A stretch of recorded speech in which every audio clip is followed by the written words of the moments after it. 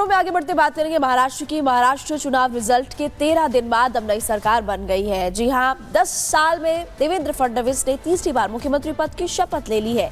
लेकिन एक तरफ जनता के मुद्दों पर भी खरा उतरना है, दूसरी तरफ सहयोगियों को भी साधना है। ये चुनौती आसान नहीं है। इस पर आप इस रिपोर्ट को देखिए।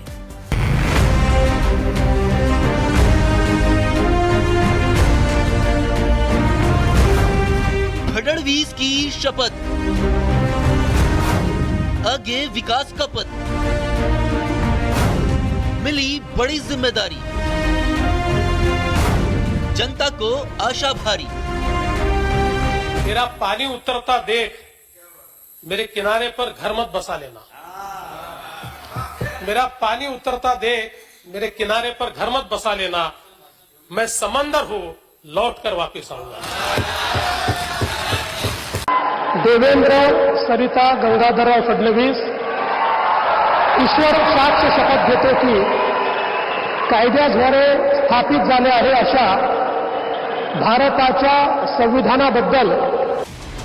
वो कहते हैं ना कि हमेशा अच्छा बोलो, न जाने कब मुंह में सरस्वती का वास हो और आपकी बात सच साबित हो जाए। आज ये बात फडणवीस पर बिल्कुल सटीक साबित हो रही है। साल 2019 में सीएम पद से त्यागपत्र देते समय देवेंद्र फडणवीस ने यह लाइन कही थी। ये दो तस्वीरें इस बात की गवाही दे रही हैं कि समय से बड़ा बलवान कोई नहीं होता। आज जब देवेंद्र फडणवीस सीएम की कुर्सी पर आसीन हो चुके हैं, तब 5 साल पुरानी उनकी लाइन बिल्कुल सटीक साबित हो रही है। देवेंद्र फडणवीस महाराष्ट्र की सियासत में पूरे रुतबे और दबदबे के साथ लौटे हैं। अब महाराष्ट्र की कमान उनके हाथों में है। महाराष्ट्र की सत्ता पर तीसरी बार काबिज होने के साथ ही देवेंद्र फडणवीस ने पहला हस्ताक्षर पुणे के मरीज को 5 लाख की मदद वाली फाइल पर किया। इसके साथ ही फडणवीस ने अपने इरादे साफ जाहिर कर दिए, क्योंकि वो जानते हैं कि विकास ही एक रास्ता है जिससे जनता के दिलों तक पहुंचा जा सकता है। उन्होंने अपनी पहली प्रेस कॉन्फ्रेंस में इस बात की तस्दीक कर दी कि उनकी सत्ता में वापसी हुई है, लेकिन ये सरकार जनता के लिए होगी। जिस प्रकार का मैंडेट इस समय मिला है, मैं ऐसा मानता हूं कि निश्चित रूप से उस मैंडेट का एक प्रेशर, जनता के प्यार का एक प्रेशर हमारे पर है और मैं उसको महसूस करता हूं कि जब अपेक्षाएं बड़ी होती है तो चुनौती भी बड़ी होती है, क्योंकि लोग आपसे अपेक्षा कर रहे हैं।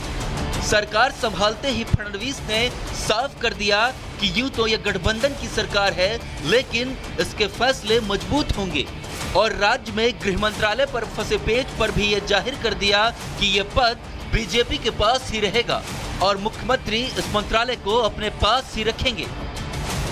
कोई भी गृह मंत्री बने तब भी उसको ये सारी चीजें सुननी पड़ती है, टीका होती है।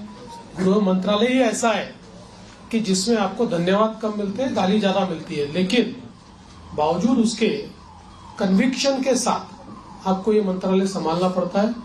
मैंने कन्विक्शन के साथ उसको संभाला और मैं इतना ही आपको कहता हूं कि इस कार्यकाल में भी हमारी सरकार गृह मंत्रालय के माध्यम से महाराष्ट्र में कानून व्यवस्था अच्छी रहे, महाराष्ट्र के लोगों को सुरक्षित लगे, इस प्रकार के सारे उपाय करेगी। महाराष्ट्र में मराठा आरक्षण और जाति जनगणना पिछली सरकारों के लिए सबसे बड़ी सिरदर्दी साबित हो चुकी है। इसको लेकर फडणवीस ने यह साफ कर दिया कि इस विषय को वो ठंडे बस्ते में डालने वाले नहीं हैं। साथ ही उन्होंने ये भी कहा कि इस तरह के मुद्दों पर राजनीति बर्दाश्त नहीं की जाएगी। ये बार बार हमने स्पष्ट की है कि कास्ट सेंसस को हमारा विरोध नहीं है। जो पहला कास्ट सेंसस बिहार में हुआ हमारे समर्थन से ही हुआ है। हमारा हमेशा इतना ही कहना है कि कास्ट सेंसस को वेपनाइज मत करो। गठबंधन के सहयोगियों के भी गिले शिकवे दूर हो चुके हैं। एकनाथ शिंदे संतुष्ट दिखाई दे रहे हैं। डिप्टी सीएम बनाए जाने पर उन्होंने अपनी सहमति भी जाहिर कर दी है। पहले मैं सीएम मीन्स मैं खुद को चीफ मिनिस्टर नहीं कॉमन मैन समझता था। अभी मैं डीसीएम हूँ, तो अभी मैं यही समझता हूँ डेडिकेटेड टू कॉमन मैन 24/7। जैसे उन्होंने दोनों ने मुझे जैसे सपोर्ट किया, मैं मुख्यमंत्री था, वैसे ही मैं पूरी तरह उनको सपोर्ट करूंगा, सहयोग करूंगा। मुझे इतना ही कहना है कि ये सरकार आम जनता की है। फिलहाल महाराष्ट्र में सरकार काम करने को तैयार है। फडणवीस के सामने जनता के सपने को पूरा करने के साथ साथ गठबंधन के सहयोगियों को एक साथ ले चलने की बड़ी जिम्मेदारी होगी। Bureau report, Republic Bharat.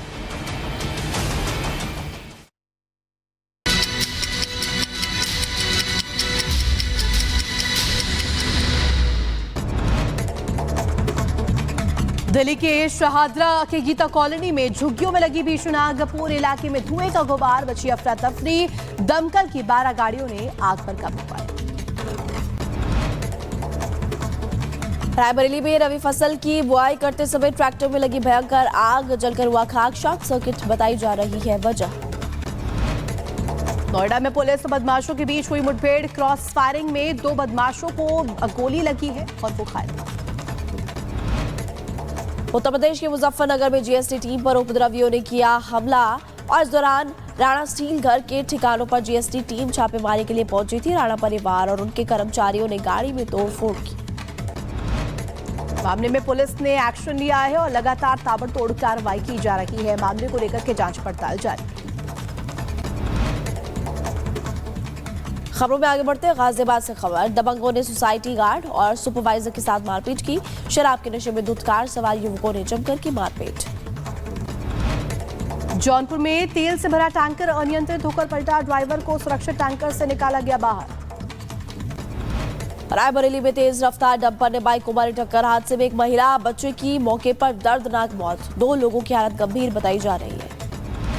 Uttar Pradesh के शाहजहांपुर में अतिक्रमण पर चला बुलडोजर, प्रशासन की कार्रवाई से दुकानदारों में हड़कंप मचा। शाहजहांपुर में नगर निगम की टीम पर लोगों का फूटा गुस्सा। सालों से रह रहे लोगों के मकानों को खाली कराने के लिए टीम पहुंची थी।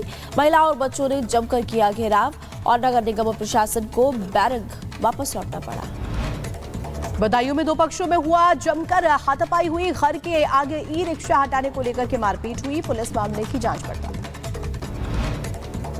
लखीमपुर खीरी में गौ तस्करी में संलिप्त गैंगस्टर्स की संपत्ति जब्त हुई। पुलिस प्रशासन ने गैंगस्टर सतीन की 5 करोड़ 55 लाख की संपत्ति को जब्त किया।